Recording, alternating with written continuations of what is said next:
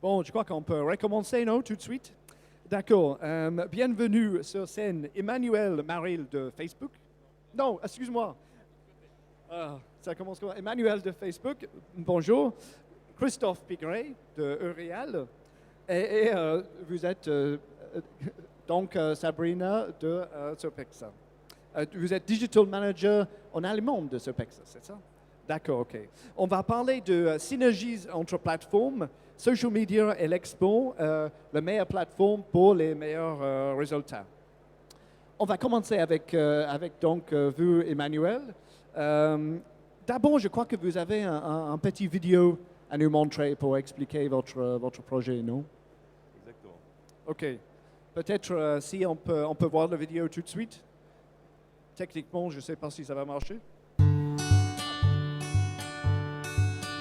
Coke is about smile, about family, friends, enjoyment. That's what we are trying to activate every day. Today, FMCG marketers don't use that much social media. They believe they do, but the reality is it's more a push than an integration of usage. When I look at what brands are doing, they use their TV copy and try to put exactly the same on social. This is a mistake. The reality is today, all our consumers are connected. They are watching TV, listening radio, having their mobile phone in their hands and probably an iPad on their knees. So we have to evolve our marketing and make sure we can touch them through every single point of connection. Today, each brand marketer is a social marketer. So it's completely integrated in the DNA of every brand we manage. Every marketing plans we develop, we don't have only either a TVC or a social campaign. It's all integrated. People who really believe that you have to choose between two, it's a mistake. To me, clearly, it's complementary. We track the FMCG purchase behavior and the media behavior of our panelists. From the study, we saw that 35% of the impact on purchase behavior of the total campaign was due to the synergy between the two media. So for each euro invested on Facebook, Coke had a 2.74 euro payback. Yeah, definitely, Facebook and TV are better together than separately. Think big is key. And you cannot think big without being big with social media and big with Facebook. It's not possible. Ok, un petit problème de playback avec cette vidéo, mais je crois qu'on a tout compris. Donc, Emmanuel, concrètement, comment faire du business avec vous? Je suis une marque, je vais faire du business avec Facebook, je vais améliorer mes ventes. Comment faire ça avec Facebook? Explique-nous. Bonjour Marc, bonjour à tous. On est une marque, qu'elle soit petite, moyenne ou grande. On a envie de faire du business avec Facebook. Il faut savoir que Facebook est une plateforme marketing complète qui doit répondre de toute façon au business et aux objectifs business de l'entreprise. Le point de départ, c'est l'identité réelle. L'identité réelle, ça veut dire que les gens qui sont sur Facebook sont de vrais gens. Ce ne sont pas des cookies. À partir de là, chaque entreprise peut définir sa cible et identifier sa cible très précisément. Vous êtes un fabricant de chocolat bio, vous décidez de vous implanter en Allemagne et notamment à Berlin, exemple. Vous pouvez aller identifier les personnes qui ont entre 25 et 45 ans, qui ont émis un centre d'intérêt pour le chocolat et le chocolat bio, et ensuite les cibler. Et là, on a une batterie de formats publicitaires pour relayer une promotion, relayer un événement qui se passe en magasin, relayer une innovation, relayer toute forme d'information et de communication qui doit répondre à votre objectif business au départ. Voilà. D'accord. Oui, on va parler beaucoup de l'expo, le business à l'expo. J'imagine avec ce genre de ciblage, on peut vraiment faire des choses intéressantes à l'export? Il y a 1,3 milliard de personnes sur Facebook dans le monde. Donc on peut aller partout à l'export, ou presque. Oui. À partir de là, évidemment, les ciblages, dans quelques pays que ce soit, on peut les faire de manière très fin, très précis, sortir des audiences qui sont exactement celles que vous voulez identifier. Les mamans, les femmes qui aiment le chocolat, les femmes qui aiment le pain, les femmes qui aiment la farine, peu importe, les hommes qui aiment les voitures, les hommes qui aiment le sport, pour rester dans des clichés, et évidemment tous les autres ciblages que vous souhaitez identifier. Et ce qui est intéressant à l'export, c'est qu'on peut le faire depuis un lieu centralisé. On peut le faire depuis Paris, par exemple, depuis n'importe quel endroit dans le monde, et partir à l'export depuis un seul endroit et mettre en place des campagnes dites globales ou des campagnes dites multilocales depuis Paris. Simplement, nos outils sont ergonomiques, on dit user-friendly, et donc les mettre en place de manière assez rapide, très efficace, et mesurer l'impact surtout. Ce que disait Anaïs de chez Kantar dans la petite vidéo qu'on vient de voir, l'important est de mesurer l'impact, toujours, de faire du test and learn sur Facebook et de s'assurer qu'on répond à nos objectifs en termes de ROI, en termes d'awareness, de branding, etc. On peut créer les fan pages. Il y a beaucoup de marques qui ont des fan pages sur Facebook, mais je ne sais jamais s'il faut créer un fan page pour chaque pays ou un fan page global où tout le monde peut voir le contenu. Qu'est-ce que c'est la stratégie pour une marque? Alors, la stratégie, elle est, comment dirais-je, il faut l'adapter à ses besoins, toujours. On constate que les entreprises aujourd'hui qui ont des niveaux de maturité d'un point de vue business dans plusieurs pays partent avec une page globale. Une page globale, c'est une page où on a une gestion centralisée, on a une vision globale de toutes les statistiques, et donc ça nous permet d'avoir une vision cohérente, homogène à travers tous les pays. Ensuite, si on est sur des pays, on est au tout début de l'histoire de l'export, de son histoire à l'export, on part avec une page globale et en fonction du niveau de maturité des pays sur lesquels on investit, on peut créer des pages locales qui viendront s'intégrer, se plugger sur cette page globale. Voilà, il faut suivre l'évolution de son entreprise. Voilà. Je voudrais parler un tout petit peu de tout ce qui est transparency, le fait qu'on cible les gens. On a parlé en fait au téléphone d'une expérience que j'ai eue chez une agence de pub qui s'appelle TBWA en Belgique, où ils avaient inventé une machine de Coca-Cola, je crois, ou de Pepsi, où vous pouvez payer pour votre Coca par liker la page Facebook de Coca. Donc vous êtes devant la machine, vous utilisez votre téléphone, vous likez la page Facebook de Coca-Cola, et la machine vous donne un Coca. Mais pour avoir ton Coca, il faut donner votre data à Coca-Cola, qui peut gêner un tout petit peu. Qu'est-ce que vous dites aux gens qui posent ce genre de questions? C'est ce qu'on appelle, alors c'est un gros mot, mais c'est ce qu'on appelle la fangate. Ah. La fangate, c'est par exemple, on veut créer une application sur Facebook et pour pouvoir s'inscrire sur cette application, il faut devenir fan. C'est ce qui avait été mis en place il y a quelques années, c'est fini. Ah. Le user, l'homme, la personne qui est sur Facebook, les hommes avec un grand H, sont au cœur de notre stratégie et donc les contraindre à devenir fan d'une page pour pouvoir participer à un jeu concours, à une application, etc., c'est plus du tout la stratégie. Et donc à partir du début novembre, ces fangates sont totalement interdites. D'accord, ok, ça c'est intéressant. Voilà. D'accord. Oui, ça a été une annonce qui a été faite début août et qui est relayée. On a donné 3 mois aux entreprises pour changer ces modalités-là, pour que début novembre, ça soit la fin de celle-ci. Ok, ça c'est bien. On protège le consommateur. On va parler un peu de protection de nos marques aussi, parce qu'il y a toujours ce problème. Les gens peuvent laisser les commentaires un peu sarcastiques, un peu douteux. On peut faire un peu n'importe quoi avec une marque sur les réseaux sociaux. Comment protéger ma marque que c'est pas endommagé dans quelque sorte dans les réseaux sociaux? Alors, déjà, le premier point, moi, je recommanderais à toutes les personnes qui ont créé donc, une page Facebook, c'est de l'officialiser. L'officialiser, c'est un petit tick mark bleu à côté de donc sur sa première page, de la page de sa page, évidemment. L'officialiser, c'est dire, parmi toutes les pages qui existent et qui pourraient utiliser mon nom, celle-ci, c'est la page officielle de la marque. Oui, d'accord. Donc, ça évite le page, une sorte de fake page de votre marque. D'accord. Ça, c'est pour moi le plus important. Le deuxième, c'est qu'on peut modérer a priori sa page en bannissant, quand on est modérateur de la page Facebook, en bannissant des termes qu'on n'a pas envie de voir sur notre page. Je pense vraiment à des termes violents, des termes qui incitent à la violence, etc. On peut les modérer a priori. Et a posteriori, évidemment, on peut, en se rapprochant de nos équipes au niveau du siège, on peut évidemment utiliser des moyens pour, quand il y a des personnes qui sont trop insistantes et malveillantes sur vos pages, pour les blacklister et essayer de ne plus les revoir. Dans l'absolu, le premier point d'officialisation de la page, je pense que c'est vraiment un facteur clé de succès, c'est important de le faire. D'accord. Ensuite, d'être près de sa page, de réagir assez vite, d'être en interaction rapide et forte, c'est aussi un autre facteur clé de succès qui est absolument indispensable. Oui, je crois qu'il y a un moyen de, et si vous êtes très réactif, il y a un moyen de détourner les arguments aussi, les commentaires Bien sûr, négatifs. il faut toujours répondre, il ne faut jamais laisser planer le doute, il faut toujours répondre, être bienveillant, et c'est ce que disait tout à l'heure la table précédente, on parle de 1% peut-être, même pas de posts malveillants sur les pages, Oui, et c'est contextuel en fonction de différents événements qu'il peut y avoir, etc. d'accord.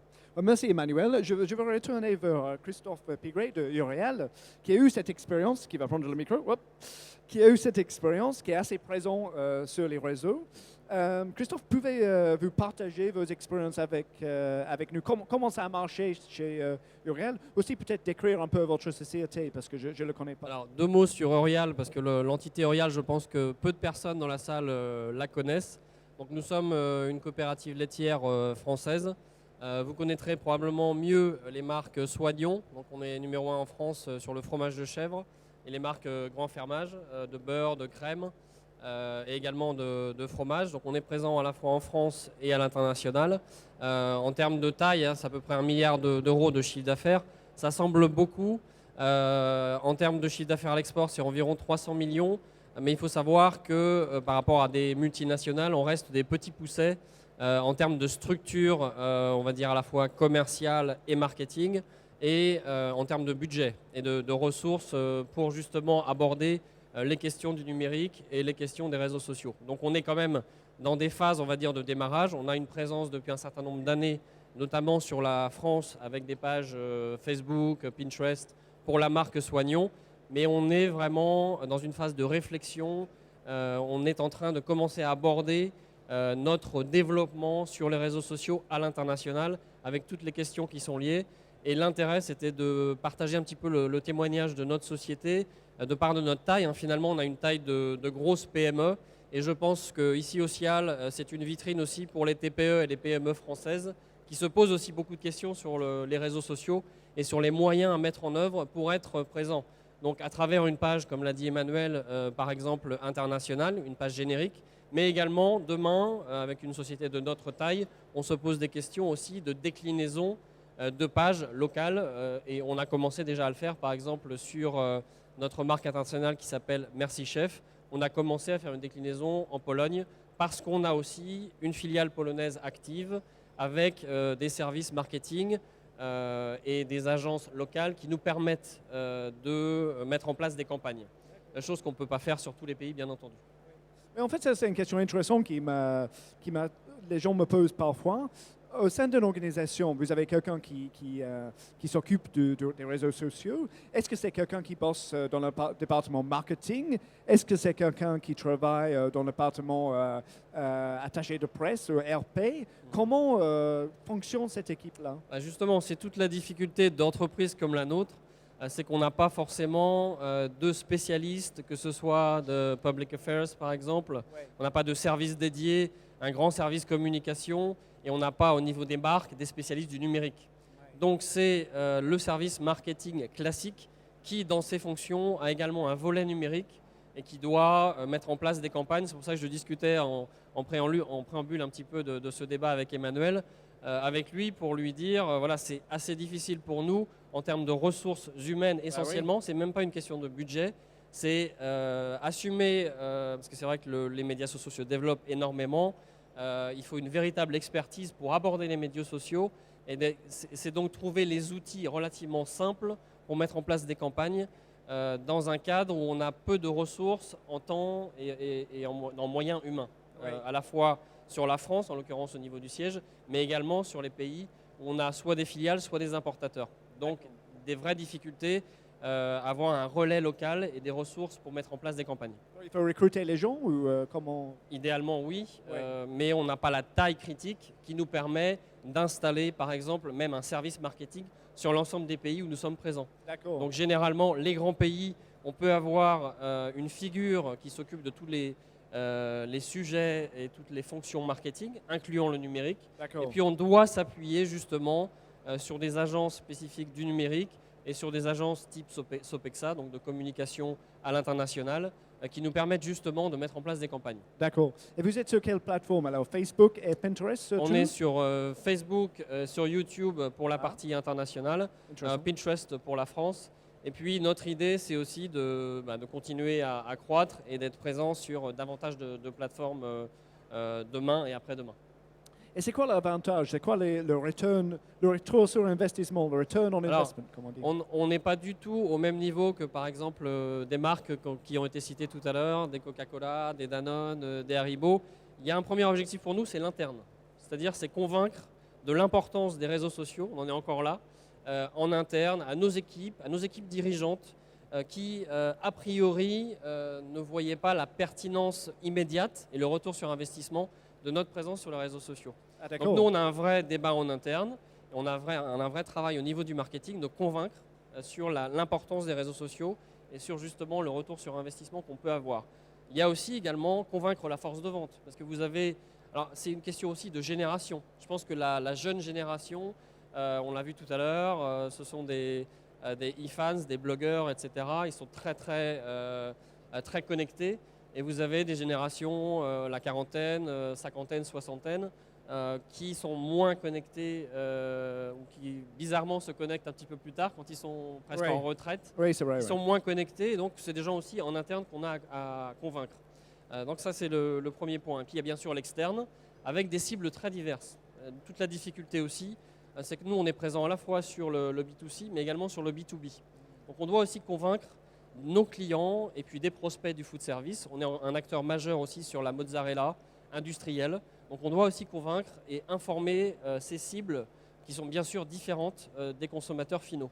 Ouais. Et donc avec une stratégie en termes de choix des réseaux sociaux et en termes de contenu qui est bien différenciée. Et D'accord. encore une fois avec les moyens Ouais. qu'on a à disposition à la fois au siège et puis localement. Et comment les convaincre alors? Est-ce que vous avez une phrase clé que vous sortez pour dire voilà, c'est pour ça qu'on est sur ces réseaux-là? Non, je pense qu'il faut convaincre par les faits, par l'exemple.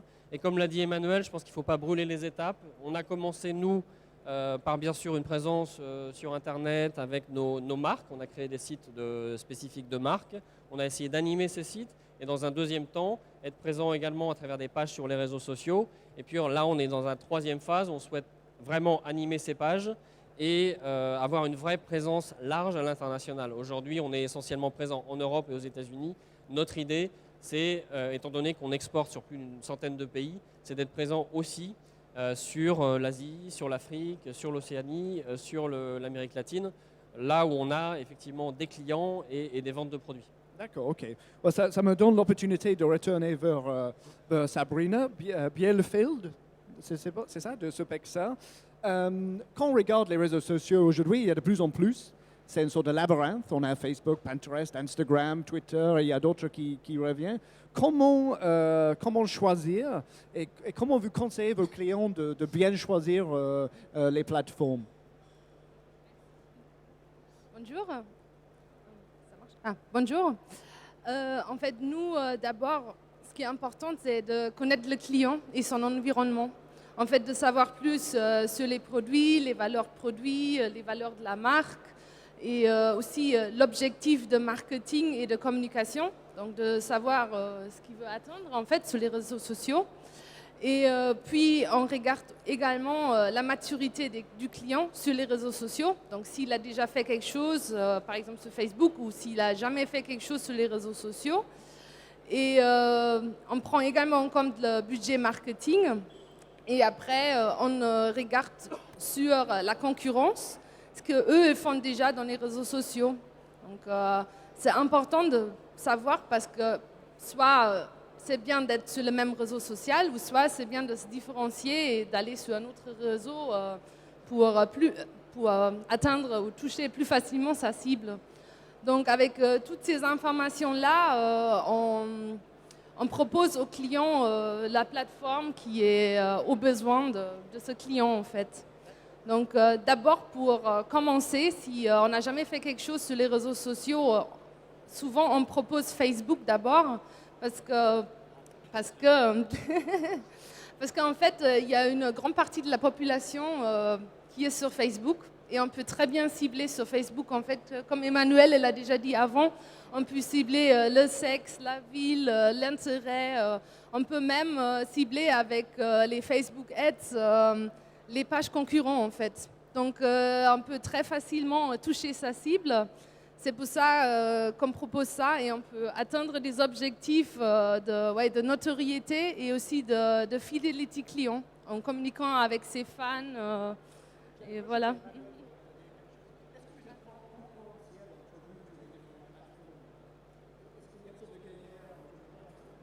Je ne sais pas si on peut parler de guéguerre, il y a une certaine complémentarité. Il faut quand même savoir qu'Instagram, c'est Facebook, ça fait partie de notre écosystème.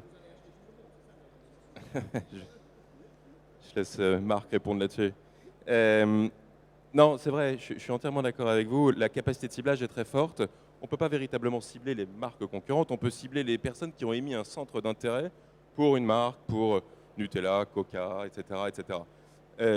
C'est vrai que cette capacité de ciblage, elle permet à toutes les marques, que ce soit les très grosses comme on a vu là, mais aussi les petites entreprises. Et chaque jour, il y a énormément de petites entreprises qui mettent des publicités en ligne sur Facebook pour répondre à leurs besoins sur une cible très identifiée. Vous êtes agent immobilier à Paris, vous n'allez pas faire une publicité nationale, vous allez faire une publicité sur Paris. Pour les quelques arrondissements sur lesquels vous avez des offres, vous allez identifier les personnes qui sont potentiellement intéressées par l'achat d'un appartement et les cibler avec une offre, un contenu, on parlait de brand content tout à l'heure, un contenu qui est adapté à la cible. Voilà. Mais c'est vrai, merci de l'avoir redit, les capacités de ciblage sont vraiment inouïes. En fait, Christophe, c'est intéressant pour vous aussi parce que ce qu'il dit Emmanuel, Facebook et toutes ces plateformes sont très intéressantes pour les marques qui n'ont pas un énorme budget publicitaire. Vous pouvez contacter pas mal de gens avec pas grand-chose en fait. Là, je peux vous parler un petit peu d'une campagne qu'on est en train de mettre en place justement avec la Sopexal International. Donc c'est une campagne multi-pays qui est en train d'être lancée justement au niveau du CIAL.